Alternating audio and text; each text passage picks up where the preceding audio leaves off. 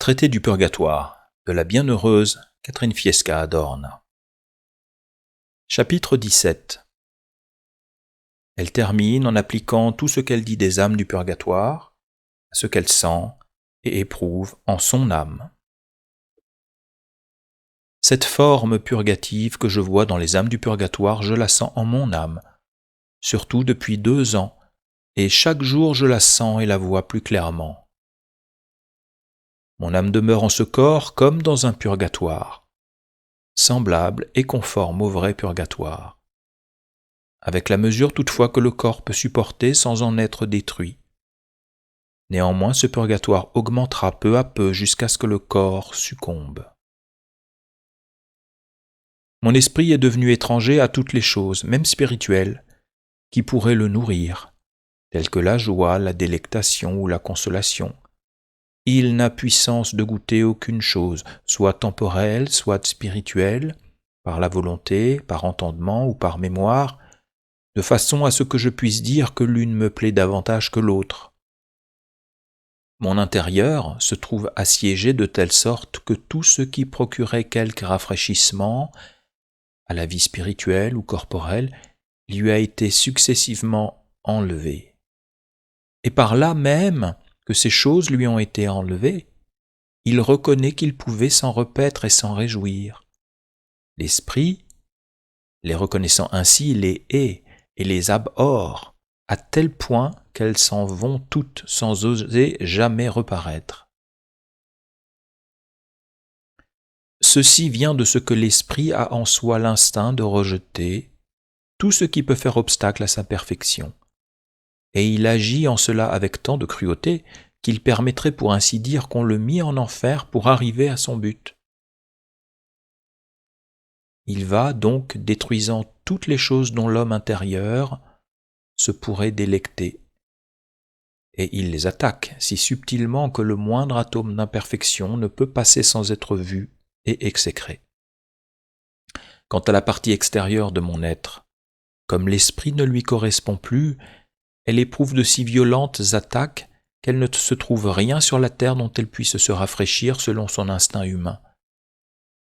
Il ne lui reste d'autre réconfort que Dieu, lequel opère sur toutes ces choses par amour et avec une infinie miséricorde, pour satisfaire à sa justice.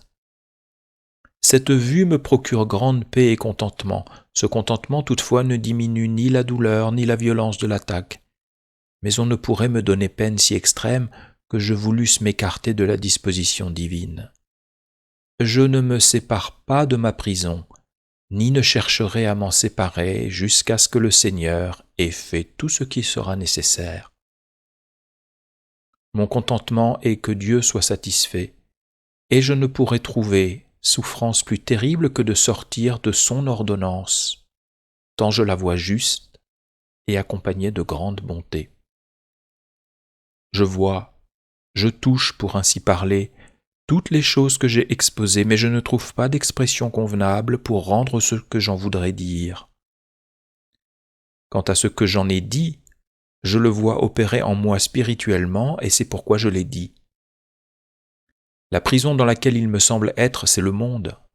Le lien qui me tient attaché est le corps. Et l'âme, illuminée par la grâce, reconnaît l'importance de l'empêchement qui la retarde, et ne lui permet pas d'arriver à sa fin. Elle en éprouve grande peine, car elle est fort délicate.